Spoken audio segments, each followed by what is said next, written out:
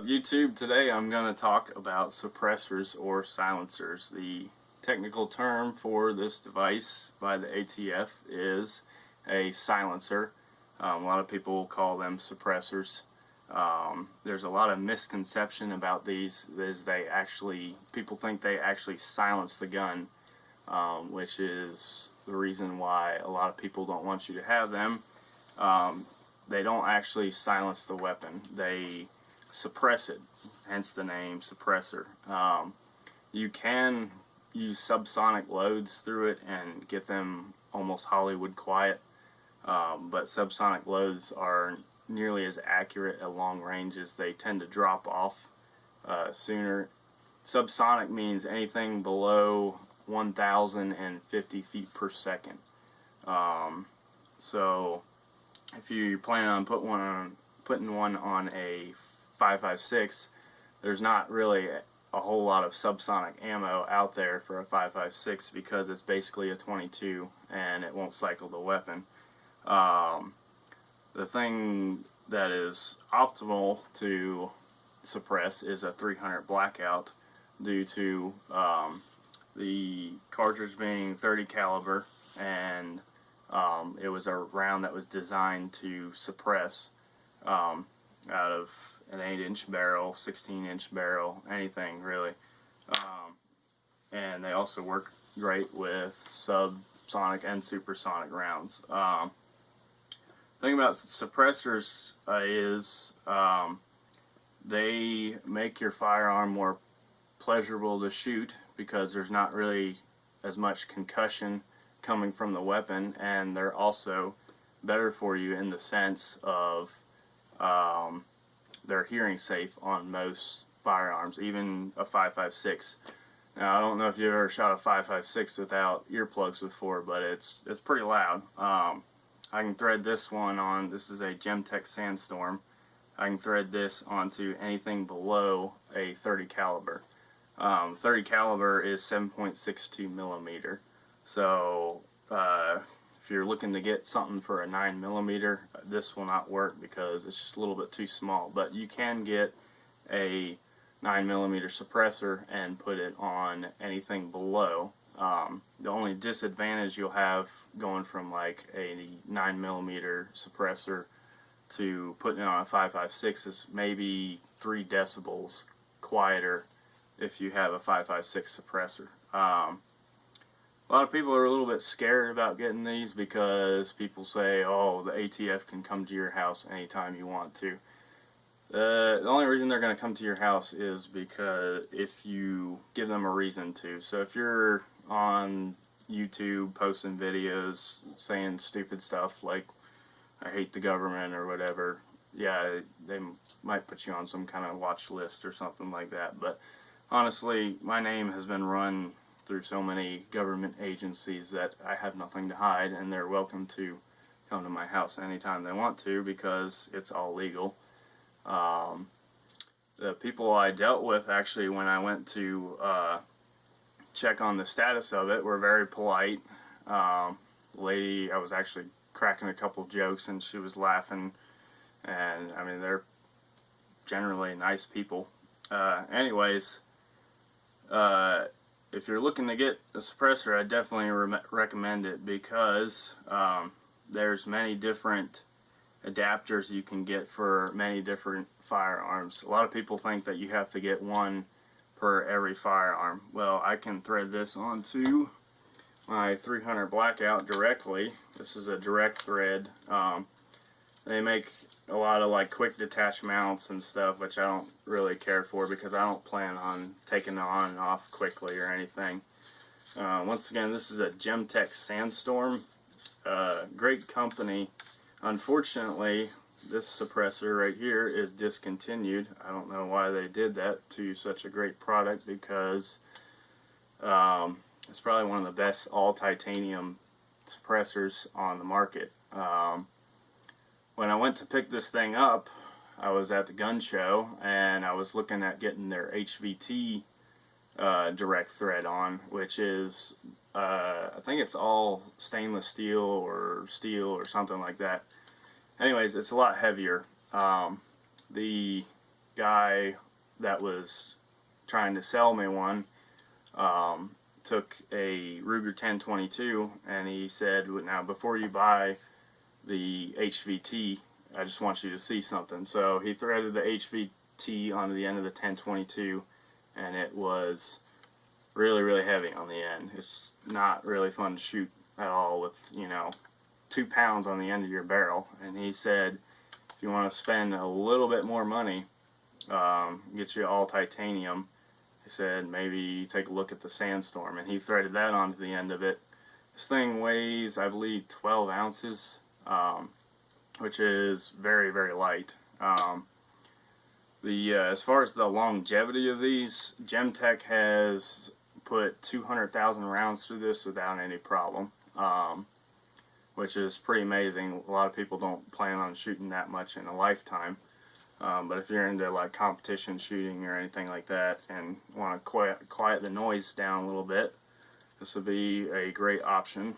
The reason I got this is because I like to shoot all the time, and my neighbors complain all the time, and it keeps the noise down quite a bit, and that's basically the only reason I got it. I can put it on 300 blackout. You can put it on a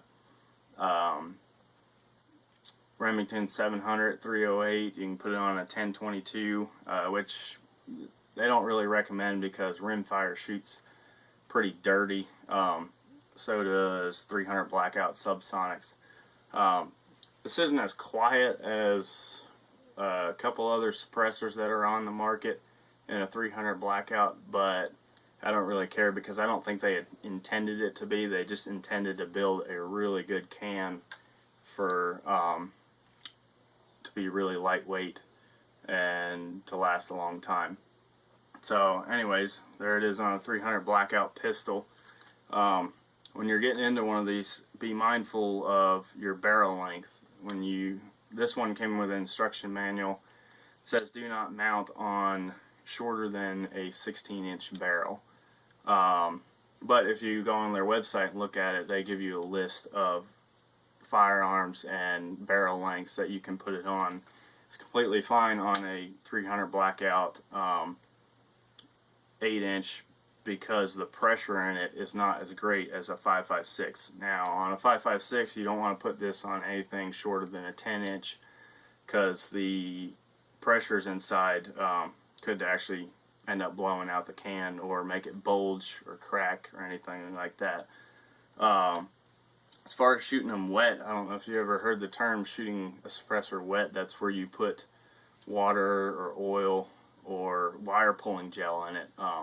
They say that centerfire rifle suppressors are not intended to be shot wet because the extra pressure inside the baffles can actually bulge the can. How adaptable this is, like I said, you can't shoot anything above 76.2 millimeter. This is on my 300 blackout. If you want to check out the video on the Radical Firearms 300 blackout upper. So it's a standard 30 caliber 5/8 by 24 thread pitch. Now I'm just doing this for demonstration purposes because, like I said, you really don't want to put it on rimfire that much because they shoot really dirty, and this is a non-serviceable can. Non-serviceable meaning that they are welded together. You can't take it apart and clean it. My dealer that I bought it from, he said he has owned over 10, 20 suppressors in his life, and he's never cleaned one. They actually shoot better when they're dirty. They're quieter, but you don't want to get them too dirty. But anyways, this is just for demonstration purposes. If you wanted to go a little cheaper, you can check out sdtactical.com and build your own legally out of a solvent trap tube and freeze plugs out of an engine. He sells the kits to make them, and you can order them, and they're all completely legal until you fill out your paperwork and drill the holes into it, and then it becomes a suppressor part. So be mindful of that. Don't go ordering one and building one just to try it out. You want to make sure that you get this thing registered. Anyways, this is how adaptable it is. This is a thread adapter that I purchased with it. It was about 25 bucks, really cheap. Here's a Walther P22. Do a quick safety check here. Now, with shooting on a pistol, you can't shoot a direct thread suppressor on a pistol without a booster unless it has a fixed barrel. This weapon here has a fixed barrel, so it'll cycle just fine. Now, a pistol booster is a little piston inside the end of the suppressor, and it actually disconnects the suppressor from the barrel while it's firing, because the added weight to the end of the barrel will not allow the weapon to cycle. P22 cycles just fine. And thread adapter on there. There we go. Shot it just a couple times to see how it was. The 30 caliber can, you have a lot more volume in there. A lot of people think that with that added volume it's not going to be as quiet. We just shot it out in the yard and it is extremely quiet. If you're looking to go mouse hunting or shoot a couple squirrels or something, this would be the way to go.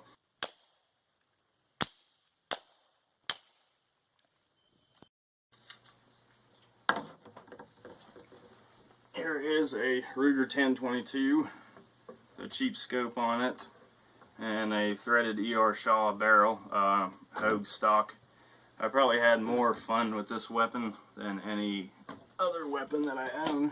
Do a quick safety check here. Because it's 22 and it's cheap to shoot, and you can shoot it all the time and nobody will ever hear you. Now, going back to being Hollywood quiet, this thing is definitely Hollywood quiet with subsonic ammo. It cycles just fine with subsonic and supersonic loads.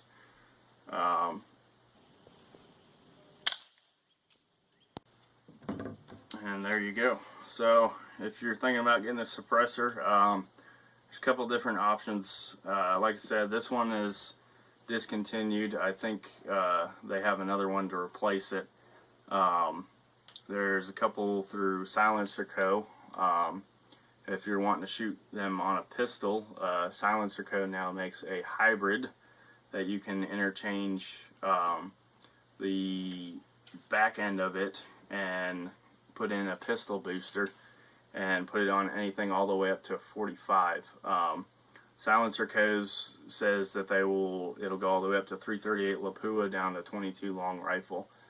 So it's basically an all-around, put it on any weapon, 46 caliber and lower suppressor, and apparently there's a lot of people that really like those. But they retail for about $1,000 bucks. But there's a couple that are a little bit cheaper on the internet. If you're looking into getting a rimfire one that you can take apart and clean, honestly, I wouldn't even bother buying a commercial suppressor, because you can build your own through a Form 1 to the ATF and do it all legally and probably spend less than $100 on a rimfire suppressor. As far as pistol suppressors go, I wouldn't really bother with them either, because about the only thing you can put it on is a pistol and a 300 blackout subsonic. There's really no reason to have a designated suppressor for your weapon. You can figure out do a little bit of research on the internet and figure out what works exactly for you and put it on pretty much any weapon that you own. I was just going to say that I'm not affiliated with Radical Firearms, Gentech, or Silencer Co. Any of these companies. I'm just speaking from my own personal experience. So if you like the video, you can subscribe and check out our websites, silencerco.com, gem-tech.com, and sdtactical.com if you're looking at getting into a suppressor. Thanks for watching.